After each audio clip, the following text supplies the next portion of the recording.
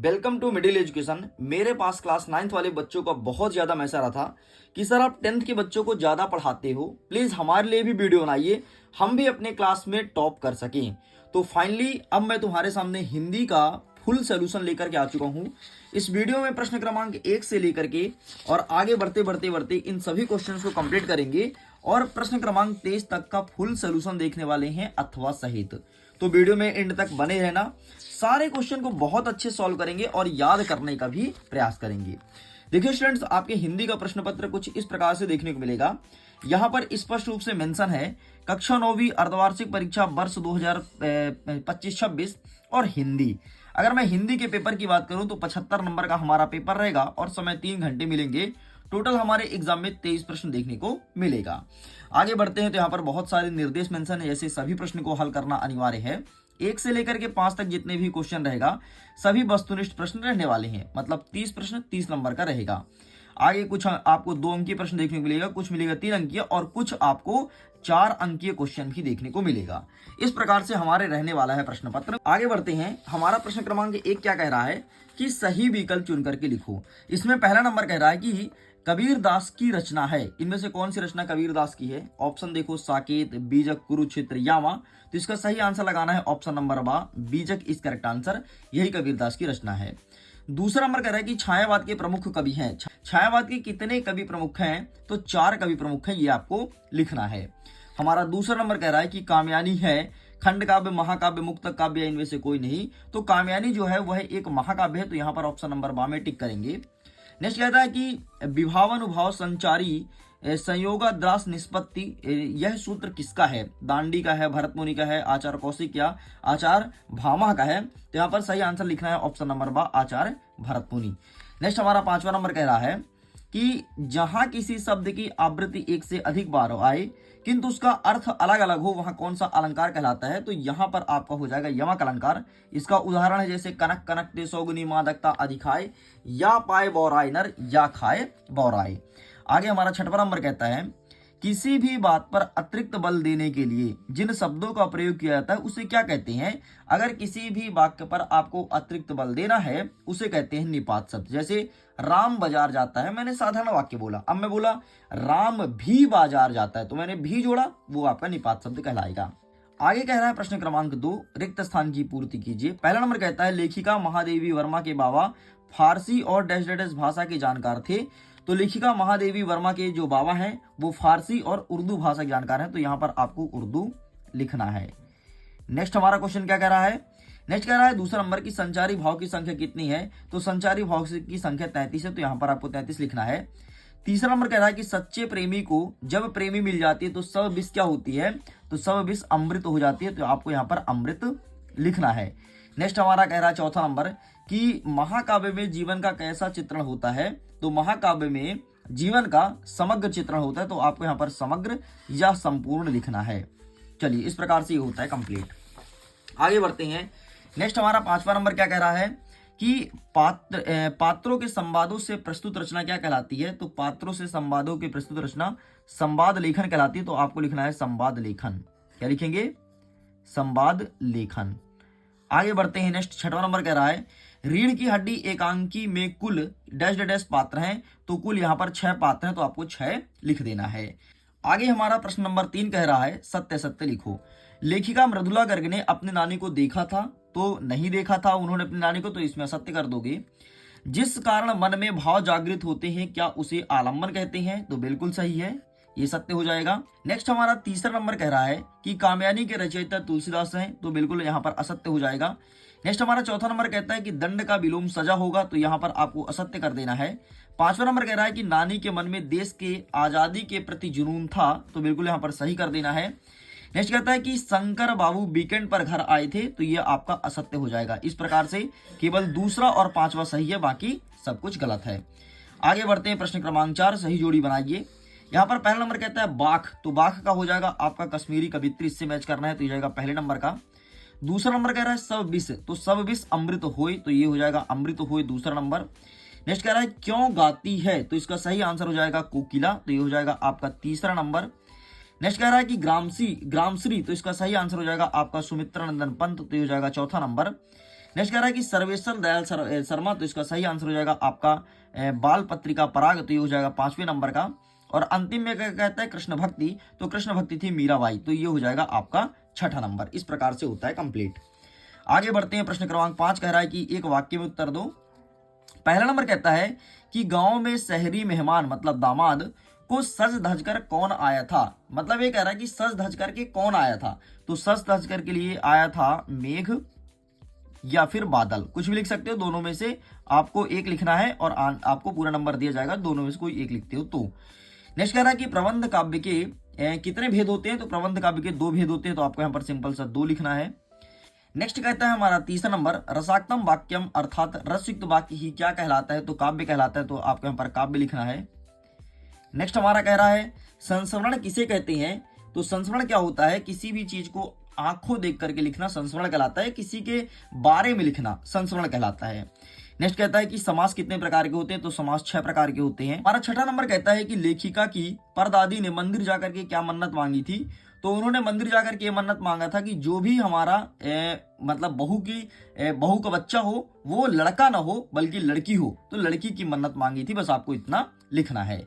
चलिए, तो ओटी सब कुछ कंप्लीट होता है। अब देखिए, अगर इसके पीडीएफ को डाउनलोड करना है तो पीडीएफ का लिंक मिलेगा वीडियो के डिस्क्रिप्शन बॉक्स में, जाइए जाकर के चेकआउट कीजिए और पीडीएफ को जल्दी से जाकर के डाउनलोड कीजिए। विथ सॉल्यूशन पीडीएफ अपलोड हो चुका है।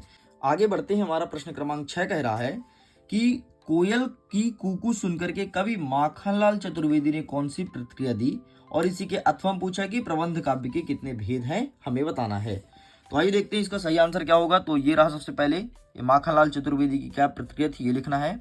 और जो प्रबंध काव्य के भेद पूछा है ना, तो ये मैं दिखा देता हूँ। प्रबंध काव्य के 2 भेद होते हैं, एक होता है आपका महाकाव्य, दूसरा होता है खंड काव्य, तो यहाँ पर मेंशन है, ये आंसर लिख करके आना है। आगे बढ़ते हैं, नेक्स्ट हमारा प्रश्न क्रमांक 7 कह रहा है कि छंद किसे कहते हैं और छंद कितने प्रकार के होते हैं, ये हमें बताना है। तो ये रहा इसका आंसर कि छंद किसे कहते हैं और छंद के प्रकार। ये देखो यहाँ पर मेंशन है। सबसे पहले छंद का डेफिनेशन है, और छंद 2 प्रकार का होता है, एक होता है मात्रिक, दूसरा होता है वार्णिक।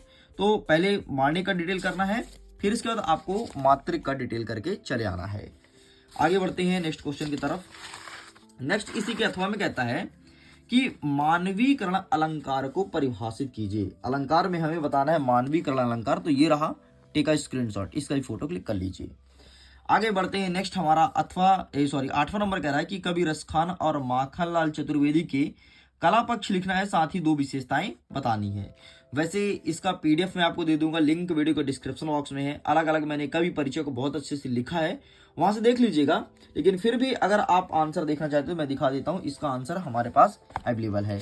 बाकी वहां पर देख लेना, मैं ट्रिक से लिखा हूँ, शॉर्ट तरीके से लिखा हूँ, काफी मजा आएगा जब आप वहां पर पढ़ोगे। तो रसखान जी का सबसे पहले ये रहा, देखो कितना बड़ा है, ठीक है, और माखनलाल चतुर्वेदी के इतना बड़ा है।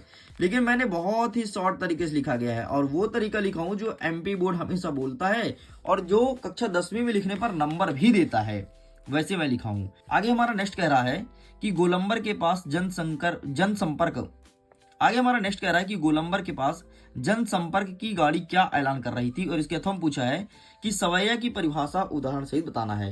तो मैं चाहता हूं कि जनसंपर्क वाला आंसर आप स्वयं करें कमेंट सेक्शन में। देखता हूं कौन स्टूडेंट इसका सही आंसर देता है। जो स्टूडेंट सही आंसर देगा उसको मैं दूंगा हार्ट, ठीक है। अथवा कह रहा है कि सवैया की परिभाषा उदाहरण सहित लिखना है। तो आइए हम दिखा देते हैं सवैया क्या होता है, बाकी जनसंपर्क वाला आंसर आपको स्वयं करना है, ठीक है। चलो, तो ये रहा तुम्हारे सामने सवैया, तो प्लीज टेक अ स्क्रीनशॉट। आगे बढ़ते हैं, नेक्स्ट प्रश्न नंबर 10 कह रहा है कि भक्ति काल के 2 कवि और उसकी प्रत्येक की रचना बतानी है। इसी के अथवा पूछा है कि छायावाद की 2 प्रमुख विशेषताएं बताइए। तो आइए देखते हैं भक्ति काल के 2 कवि का नाम और उनकी रचनाएं। तो ये रहा तुम्हारे सामने भक्ति काल के कवि, ठीक है, ये क्वेश्चन, और ये रहा इसका ऊपर आंसर, ठीक है, ये कंप्लीट होता है। नेक्स्ट जो आपसे पूछा गया था, तो इसका आंसर आप देख लीजिए, ये रहा है आपके सामने। क्या कहता है आपके क्वेश्चन में, छायावाद की 2 प्रमुख विशेषताएं पूछा है ना। तो आइए छायावाद की भी दिखा देते हैं, ये यहीं पर अवेलेबल है। ये रहा छायावाद की विशेषताएं, तो आप इसका भी फोटो क्लिक कर सकते हैं। नेक्स्ट हमारा प्रश्न क्रमांक 11 कह रहा है कि किस शासक की तुलना तम के प्रभाव से की गई है। तो ये रहा है आपके सामने आंसर, टेक अ स्क्रीनशॉट, आप इसका भी फोटो क्लिक कर लो, ठीक है, ये लिखा है ना। चलिए आगे बढ़ते हैं, कबीर दास जी के शिल्प सौंदर्य की विशेषताएं बतानी है। तो ये यहाँ पर लिखा है, ये तुम्हें विशेषता लिख देना, ठीक है। जो भाव पक्ष में लिखा है, जो कला पक्ष में लिखा है, केवल उतना ही लिख देना, ऊपर के वाला छोड़ देना, ठीक है। ये जो नीचे लिखा है ना भाव पक्ष कला पक्ष, केवल आपको इतना लिख करके चले आना है। आगे हमारा प्रश्न क्रमांक 12 कह रहा है कि भक्ति काल को स्वर्ण युग का काल क्यों कहा जाता है, ये प्रश्न पूछा है। तो ये रहा है आपके सामने आंसर, भक्ति काल को स्वर्ण युग का काल क्यों कहा जाता है। तो आप इसका भी फोटो क्लिक कर लीजिए। आगे बढ़ते हैं। अथवा कह रहा है कि नई कविता के दो कवि का नाम और उसकी एक एक रचनाएं बतानी है। तो नई कविता के 2 कवि और उसकी एक एक रचनाएं, तो ये रहा है आपके सामने नई कविता के 2 कवि, है ना। यहाँ पर 4 कवि का नाम लिखा है और उसकी रचना भी सामने लिखी गई है। आगे बढ़ते हैं। प्रश्न नंबर 13 कह रहा है कि रस के प्रकार एवं उसके अस्थायी भाव बताना है कि रस के कितने प्रकार होते हैं। अथवा में कह रहा है कि कवि के अनुसार हथकड़ियों को गहना क्यों कहा गया है। आइए सबसे पहले देख लेते हैं रस के कितने प्रकार होते हैं, फिर देखेंगे हथकड़ी को गहना क्यों कहा गया है। तो ये रहा है आपके सामने रस और रस के प्रकार, ठीक है। स्थायी भाव देख सकते हो, ये पूरा पूरा यहाँ पर लिखा गया है, ठीक। और रस का डेफिनेशन भी अगर देखना चाहो तो ये यहाँ पर अवेलेबल है। चलिए आगे देख लेते हैं क्या कहता है कि कवि के अनुसार हथकड़ियों को गहना क्यों कहा गया है। तो ये रहा है आपके सामने हथकड़ियों को गहना क्यों कहा गया, इसका आंसर। तो आप इसका भी फोटो क्लिक कर लो, ठीक। कवि के अनुसार हथकड़ियों को गहना क्यों कहा गया है, तो एक सेकंड ना, ये रहा, लीजिए भाई इसका भी फोटो खींच लो कि कवि के अनुसार हथकड़ियों को गहना क्यों कहा गया है। आगे बढ़ते हैं प्रश्न क्रमांक 14 की तरफ। 14 नंबर कहता है कि माखन लाल चतुर्वेदी को कोयल से क्यों ईर्षा थी। तो ये रहा तुम्हारे सामने आंसर, ठीक है। वो आखिरकार क्यों जलते थे कोयल से, पूरा पूरा लिखा गया है, ठीक है, स्क्रीनशॉट। और यहीं पर इसके अथवा में कहता है कि निबंध लेखन की 2 विशेषताएं बतानी है। तो आइए दिखा देते हैं निबंध लेखन की 2 विशेषताएं आपको कौन कौन सा लिखना है। तो ये रहा, एंड यहाँ पर देख रहे हो वर्णात्मक, ये पहला पॉइंट लिख देना, और भावात्मक ये दूसरा पॉइंट लिख देना। यही निबंध लेखन की विशेषताएं हैं, ठीक है, ठीक है, स्क्रीनशॉट। आगे बढ़ते हैं। नेक्स्ट कह रहा है प्रश्न क्रमांक 15 कि प्रेमचंद्र की 2 रचना लिखते हुए भाषा और शैली लिखना है। और अथवा कहता है कि राहुल संख्यात्रयन की, तो इनका भी मैं दे दूंगा जिस प्रकार से मैंने कवि का बोला है, ठीक वैसे लेखक का दे दूंगा, लेकिन फिर भी मैं आपको दिखा देता हूं अगर आप लिखना चाहते हैं तो आपको किस प्रकार से लिखना है। तो ये रहा है आपके सामने प्रेमचंद्र जी का, ठीक है, स्क्रीनशॉट, एंड ये रहा, ठीक है। तो आप इसका फोटो क्लिक कर लो। और ये रहा राहुल संख्यात्रयन का, ठीक है। तो आप इसका स्क्रीनशॉट ले लीजिए, एंड ये आप इसका भी स्क्रीनशॉट ले लो।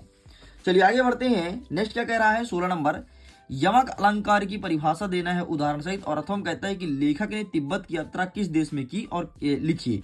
तो लेखक ने तिब्बत की यात्रा नेपाल देश में की थी। और 16 नंबर के ऊपर वाला कहता है यमक अलंकार। तो यमक अलंकार मैं दिखा देता हूं, यमक अलंकार ये रहा है आपके सामने, ठीक। तो ये तुम्हें लिख देना है, ठीक है, यमक अलंकार। तो आप इसका फोटो खींच लो और यहाँ पर उदाहरण भी नीचे दिया है।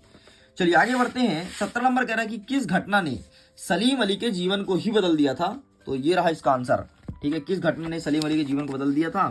तो ये रहा, किस घटना ने सलीम अली के जीवन को बदल दिया था। चलो आगे बढ़ते हैं। अथवा कह रहा है कि महादेवी वर्मा उर्दू फारसी भाषा क्यों नहीं सीख पाई, क्या कारण था। तो इसका भी आंसर दिखा देता हूं, ये रहा है आपके सामने, ठीक, ये रहा। तो आप इसका भी स्क्रीनशॉट ले लीजिए। आगे बढ़ते हैं। प्रश्न नंबर 18 कह रहा है कि जो काव्यांश दिया है इसका हमें संदर्भ और प्रसंग सहित भावार्थ बताना है। हसमुख हरियाली से हिम आतप, ऐसे करके लिखा गया है। तो आइए दिखा देते हैं कि इसका कहाँ मिलेगा आंसर। तो ये रहा, ठीक, हसमुख हरियाली, ठीक। तो ये रहा संदर्भ, प्रसंग और अर्थ, बस इतना तुम्हें लिख देना है। आगे जो इसका अथवा कह रहा है, अथवा में क्या है कि ऊंचे कुल का जामिए जे करनी ऊंच ना होई, ये वाला प्रश्न पूछा गया है। तो इसका भी आंसर मैं दिखा देता हूं। तो ये रहा है आपके सामने, ऊंचे कुल में जामिए, ठीक। तो आप इसका भी स्क्रीनशॉट ले लो। आगे बढ़ते हैं। प्रश्न नंबर 19 कह रहा है कि निम्नलिखित गद्यांश का संदर्भ प्रसंग सहित भावार्थ लिखना है, ठीक है। तो आप इसे अच्छे से देख लो। और अथवा में ये जानवरों में गधा वाला दिया है, तो आप इसे भी अच्छे से देख लीजिए। तो चलो इसका भी आंसर फटाफट मैं दिखा देता हूं। तो इसका आंसर ये रहा, हम संस्कृति अस्मिता वाला, ठीक है। तो टेक अ स्क्रीनशॉट, एंड ये रहा है आपके सामने। एक और क्या दिया है, जानवरों में गधा ना। तो जानवरों में गधा, तो ये रहा तुम्हारे सामने जानवरों में गधा। तो आप इसका फोटो क्लिक करो एंड इसका भी क्लिक कर लीजिए। आगे बढ़ते हैं। प्रश्न नंबर 20 कह रहा है कि किसी एक विषय पर अनुच्छेद लिखना है। यातायात के नियम पर, जल है तो कल है, जीवन में पुस्तक की उपयोगिता और अपने गांव अपने शहर पर। तो अनुच्छेद मतलब निबंध टाइप से लिखना है, लेकिन निबंध का छोटा रूप लिखना है। तो आपको ये चीज लिखना है। मैं दिखा देता हूं, अगर मेरे पास आंसर अवेलेबल होगा तो। एक सेकंड में देख लेता हूं बुक में, वैसे होगा ही होगा, ठीक है। और ये पूछेगा अनुच्छेद लिखना भाई, कौन कौन सा दिया है यहाँ पर, यातायात, यातायात दिया है। और इसके अलावा कौन सा दिया है, जल है तो कल है, तो जल है तो कल है का ये रहा है आपके सामने, ठीक, जल है तो कल है का ये रहा। तो बस आप इसका फोटो क्लिक कर लो। आगे बढ़ते हैं। नेक्स्ट कह रहा है प्रश्न क्रमांक 21, एक गद्यांश दिया है, गद्यांश को पढ़ करके प्रश्न का उत्तर देना है, ठीक है। और ये यहाँ पर लिखा गया है पूरा का पूरा गद्यांश। आइए प्रश्न देखते हैं। प्रश्न कहता है कि ध्वनि प्रदूषण क्या है। तो सिंपल सा 40 डेसिबल से अधिक कम ध्वनि को शोर माना जाता है, ठीक है। अधिक की ध्वनि को क्या लिखा है, 40 डेसिबल से अधिक की ध्वनि को शोर माना जाता है। तो ये हो जाएगा आपके पहले नंबर का उत्तर। नेक्स्ट कह रहा है कि उपयुक्त अनुच्छेद का सारांश लिखो। तो सिंपल सा आपको क्या करना है, इस अनुच्छेद को पूरा पढ़ना आप यहां से लेकर के यहां तक, ठीक है, कंप्लीट। और तुमको जो समझ में आए वो लिख देना, वही इसका सारांश कहलाएगा। नेक्स्ट कह रहा है कि उपयुक्त अनुच्छेद का शीर्षक क्या होगा। तो यहां पर आपको लिखना है ध्वनि प्रदूषण। क्या लिखोगे, ध्वनि प्रदूषण, बस इतना आपको लिख के कंप्लीट करना है। आगे हमारा अथवा कह रहा है कि जो जलबाद नाव में घर में बढ़ते दाम, दोनों हाथ उछालिए यही सयानो काम, ठीक है। पहला नंबर कहता है कि नाव में पानी बढ़ने पर क्या करना चाहिए। तो नाव में अगर पानी बढ़ जाए तो पानी को उछाल देना चाहिए दोनों हाथ से, ठीक है। तो ये तुम्हें लिखना है। घर में संपत्ति बढ़ने पर क्या करना बुद्धिमानी है। तो घर में अगर संपत्ति बढ़ जाए तो उसे क्या करना चाहिए, उसे सही कार्य में लगाना चाहिए। सयानो काम मतलब सही कार्य में लगाना चाहिए। और इसका भावार्थ क्या है, तो सिंपल सा आपको ये लिखना है कि अगर कोई नाव में पानी बढ़ जाए तो दोनों हाथ से, जिस प्रकार से हम नाव से पानी निकाल देते हैं, ठीक उसी प्रकार से अगर घर में संपत्ति अधिक आ जाए तो संपत्ति को हम सही कार्य में उपयोग लाएं। बस इतना आपको लिखना है। एक सेकंड में चेक कर लेता हूं, अगर इस बुक में अवेलेबल होगा तो मैं इसका आंसर भी आपके सामने रख दूंगा। नहीं है भाई, ठीक है। चलिए आगे क्या कहता है 22वां नंबर कि शाला त्याग प्रमाण पत्र हेतु विद्यालय के प्राचार्य को पत्र लिखना है। और अथवा कहता है कि अपने परीक्षा परिणाम की जानकारी देते हुए अपने मित्र को पत्र लिखना है। शाला त्याग प्रमाण पत्र वाला जो दिया है, शाला त्याग प्रमाण पत्र का तो ये रहा, ठीक है। ये टीसी वाला, ये पूरा छाप देना चुपचाप, ठीक। इसके बाद आगे कुछ नहीं है, बस इतना लिखना है। और जो अथवा वाला दिया है ना, तो यहाँ पर क्या दिया है, प्रथम श्रेणी में उत्तीर्ण होने के लिए मित्र को बधाई पत्र, ठीक है। लेकिन आपके जो प्रश्न पत्र में आया है वो है परीक्षा परिणाम की जानकारी देते हुए, तो सेम है, ठीक है। क्वेश्चन बस में चेंजेस है भाई। परीक्षा परिणाम की जानकारी मतलब पास हो गए, तो यही तुमको छाप देना है चुपचाप, और कुछ नहीं करना है। आगे हमारा 23वां नंबर कह रहा है किसी एक विषय पर निबंध लिखो। वृक्ष का महत्व, मेरी प्रिय पुस्तक, कंप्यूटर, आधुनिक युग का वरदान, अनुशासन का महत्व। तो मैं तो कहता हूँ तीसरा नंबर अच्छे से देख लेना, आपके पास बुक में अवेलेबल होगा तो ये तो आप देख सकते हो। इस प्रकार से स्टूडेंट, जैसे कि मैंने प्रॉमिस किया था 1 से लेकर के कंप्लीट सोल्यूशन दूंगा, तो फाइनली सोल्यूशन मैंने कंप्लीट करा दिया। वीडियो पसंद आया तो वीडियो को लाइक करिए, अपने मित्रों तक शेयर कीजिए। पहली बार है चैनल को सब्सक्राइब जरूर कीजिएगा। ठीक ऐसे ही मिडिल एजुकेशन आपके सामने कंटेंट लाता रहेगा। मैं वीडियो को एंड करता हूं। Thanks for watching, bye bye.